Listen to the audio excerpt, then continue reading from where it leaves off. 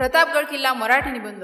महाराष्ट्राच्या गौरवशाली इतिहासाच्या पानावर अनेक किल्ले अजरामर आहे अशा अक्षरांनी कोरले गेले आहे। त्यातील एक अत्यंत महत्त्वाचा व भव्य किल्ला म्हणजे प्रतापगड। हा केवळ दगड विटांचा बांधकाम नसून छत्रपती शिवाजी महाराजांच्या दूरदृष्टी, शौर्याचा आणि स्वराज्याच्या संकल्पनेचा जिवंत पुरावा आहे। सह्याद्रीच्या कुशीत वसलेला हा गड प्रत्येक मराठी माणसाच्या हृदयात स्पर्शून जाणारा आहे। सातारा जिल्ह्यातील समुद्रसपाटीपासून सुमारे 1080 मीटरवर उंच असलेला प्रतापगड किल्ला सह्याद्री पर्वतरांगेतील एक टेकडीवर अभेद्य अशा स्थितीत उभा आहे। याची निर्मिती इसवी सन 1656 मध्ये छत्रपती शिवाजी महाराजांनी केली। त्यांच्या रणनीतिक स्थानामुळे कोकण प्रदेशावर नजर ठेवणे शक्य होते।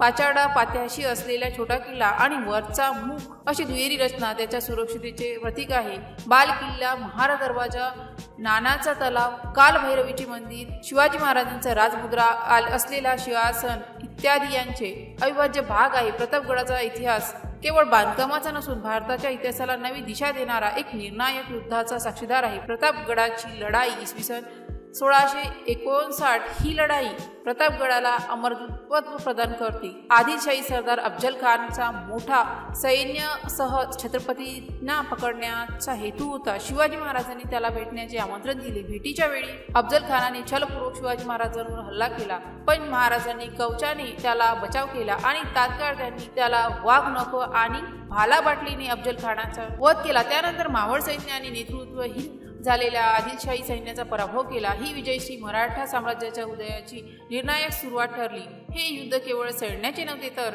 चातुर्य, धाडस आणि स्वाभिमानाच्या पराक्रमाचे प्रतीक होते। प्रतापगडाच्या पायथ्यापासूनच वाटचाल सुरू झाली।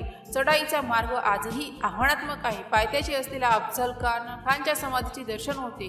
मग महादरवाज्यातून आत शिरल्यावर एक वेगळीच ऊर्जा जाणवते। वाटेने चालताना जणू एका काळातील मावळ सैनिकांचे पायघडी ऐकू येतात असे भास होतो। वरच्या मैदानावर पोहोचल्यावर डोळ्यासमोर एक भव्य दृश्य उमटते।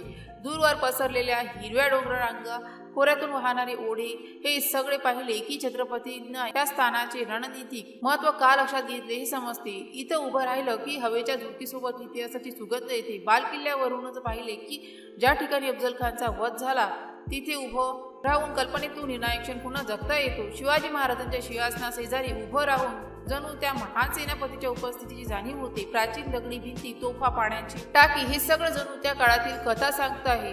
हा किल्ला फक्त पहायचं ठिकाण नाही तर अनुभवाचे ठिकाण आहे। हा एक भावनिक प्रवास। प्रतापगड हा राष्ट्रीय महत्त्वाचा स्मारक आहे। महाराष्ट्र शासन आणि पुरातत्व विभाग यांच्या देखरेखीखाली त्यांचे संरक्षण आणि जतन केले जाते।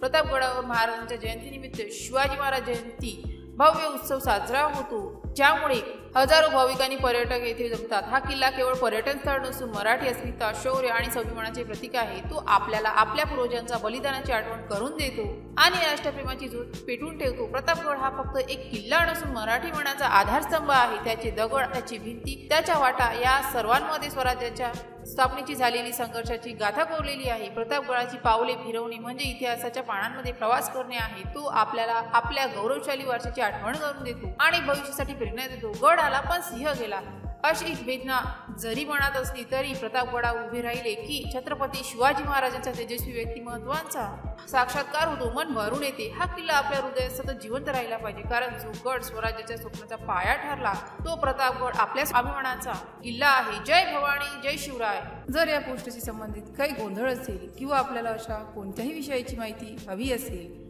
तर कृपया खालील दिलेल्या कमेंट बॉक्सद्वारे आपले प्रश्न आम्हाला विचारू शकता। या पोस्टशी संबंधित आणखीन काही प्रश्न असतील आपण आम्हाला ते देखील सांगू शकता की आम्ही त्या समस्या नक्कीच सोडवू।